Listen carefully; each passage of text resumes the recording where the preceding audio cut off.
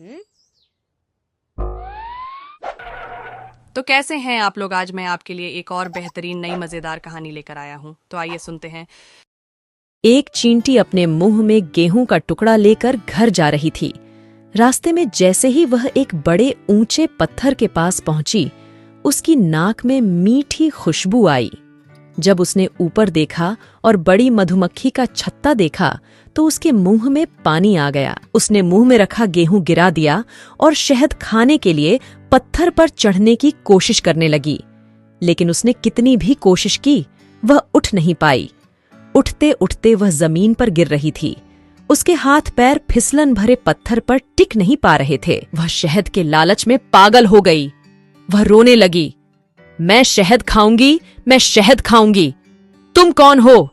कोई मुझे छत्ते से ऊपर उठा दे, मैं तुम्हें इनाम में एक गेहूं दूंगी। इस समय एक भोमरा पास में उड़ रहा था। चींटी की चीख सुनकर वह उठ खड़ी हुई और बोली, क्या हुआ? तुम इतना शहद क्यों उठा रही हो? छत्ते में बहुत खतरा है। चींटी, मैं खतरे को नहीं समझती। मुझे शहद चाहिए, मैं खतरे को रोकूंगी। मेरी मदद करो मधुमक्खी। मधुमक्खी का जहर है, छत्ता उबल जाएगा। चींटी, मुझे मधुमक्खियों की परवाह नहीं है, मुझे शहद चाहिए। भोमरा, बापू, शहद बहुत चिपचिपा होता है, तुम्हारे हाथ पैर उसमें चिपक जाएंगे, जिंदा नहीं रह पाओगे। भोमरा, तुम समझ रहे हो, लेकिन मेरी बात सुनो। इन लालची वासनाओं से हाथ हटाओ। मेरे पास प्रशंसक हैं, मैं काफी बूढ़ा हूं और मुझे काफी अनुभव है। छत्ते में जाना तुम्हारे लिए घातक होगा। हो सकता है कि वह खुद को बहुत खतरे में डाल ले। चींटी, अगर तुम मुझे वहां तक उठा सको और अपनी मजदूरी स्वीकार कर सको। अगर तुम नहीं कर सकते तो इतना विनाश मत करो। दादाजी को मत दिखाओ, मुझे यह बिल्कुल पसंद नहीं है। भोमरा, शायद कोई तुम्हें छत्ते तक पहुंचा दे। मेरी तबीयत ठीक नहीं है, मैं ऐसे काम में मदद नहीं करता जिसका नतीजा अच्छा न हो। चींटी, तो ज्यादा जोर मत दो, आज मैं छत्ते तक पहुंच ही जाऊंगा। भोमरा अपने रास्ते पर चला गया। चींटी फिर चिल्लाई, तुम कौन हो? मेरी मदद करो, मैं शहद खाऊंगी, मेरा छत्ता बनाओ। उठो, मैं मजदूरी में एक गेहूं दूंगी। मक्खी उसी ओर जा रही थी। बोली, आहा, बेचारी चींटी, शहद खाना चाहती हो? ठीक है, मैं शहद लाकर देती हूँ, बहुत बढ़िया शहद। चींटियां, मरहबा, अल्लाह तुम्हें लंबी उम्र दे। तुम्हें गरीबों का दोस्त कहा जा सकता है। फिर मक्खी ने चींटी को जमीन से उठाया और छत्ते के पास ले जाकर अलविदा कहा।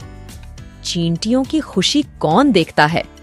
वह मन ही मन कहने लगी, वाह क्या मजा है, मेरा माथा कितना बड़ा है, कितना बड़ा छत्ता है, कितना खुशबूदार है ना मीठा, भारी मजा। इससे ज्यादा सौभाग्य की बात और क्या हो सकती है? चींटियां तो दुखी हैं। गेहूं, चावल, जौ ही जमा होते हैं पर छत्ते में नहीं आते। चींटियां इधर उधर से थोड़ा थोड़ा शहद चूस कर खेलती हैं। उसके बाद वह धीरे धीरे आगे बढ़ी और मधुर हाउस पहुंच गई। जब वह शहद खाने गई तो उसने देखा कि वह अपना सिर नहीं हिला पा रही है। उसने हाथ पैर पटक कर सिर ऊपर उठाया तो उसने देखा कि उसके हाथ पैर शहद से चिपके हुए हैं। उसने और कोशिश की तो उसका पूरा शरीर शहद से भीग गया।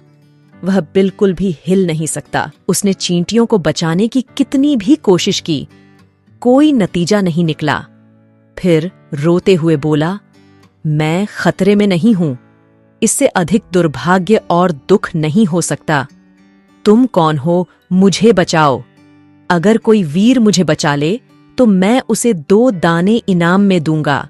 इस बीच भोमरा अपना काम खत्म करके दूसरे रास्ते से लौट रहा था। चींटियों की चीख से उसका मन भी रो पड़ा। उसने चींटी को बचाते हुए कहा, मैं तुम्हें नाराज नहीं करना चाहता, लेकिन अत्यधिक लालच का नतीजा गंभीर खतरा होता है। तुम भाग्यशाली हो कि मैं इस रास्ते से लौट रहा हूँ, लेकिन भविष्य में सावधान रहना। खतरे में पड़ने से पहले सलाह सुनो, मक्खियों की बात मत सुनो। मक्खियां चींटियों पर दया नहीं करती। वे सड़े हुए चरित्र के प्राणी हैं।